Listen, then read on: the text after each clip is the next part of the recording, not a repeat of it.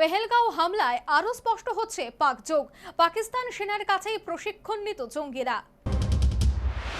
গত 22 এপ্রিল জঙ্গিদের গুলিতে রক্তাক্ত হয়েছে পহেলগাঁওয়ের সবুজ উপত্যকা। এই হামলায় সরাসরি পাকিস্তানের যোগ রয়েছে বলে একাধিকবার অভিযোগ করেছে ভারত সরকারও। এই অভিযোগই এবার আরও স্পষ্ট হলো।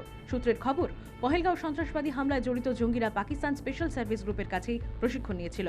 সেখানেই তারা পহেলগাঁও হামলার নীল নকশা তৈরি করে ফেলে।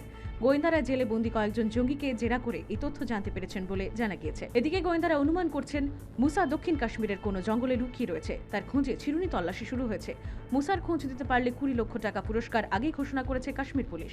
তাছাড়া যিনি খোঁজ দেবেন তার পরিচয় গোপন রাখা হবে বলে জানানো হয়েছে।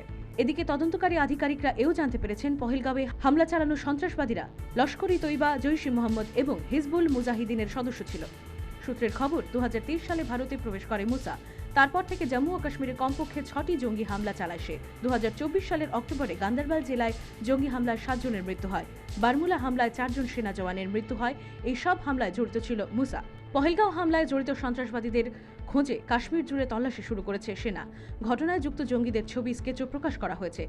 গোয়েন্দারা এও জানতে পেরেছেন এই ঘটনায় জড়িতদের মধ্যে অন্যতম হাসিম মুসা পাকিস্তানের স্পেশাল সার্ভিস গ্রুপের প্যারা কমান্ডো ছিল। পরে সে লস্কর-ই তৈবার সদস্য হয়। এই জঙ্গি গোষ্ঠীর হয়ে একাধিক সন্ত্রাসবাদী হামলাও চালায় সে।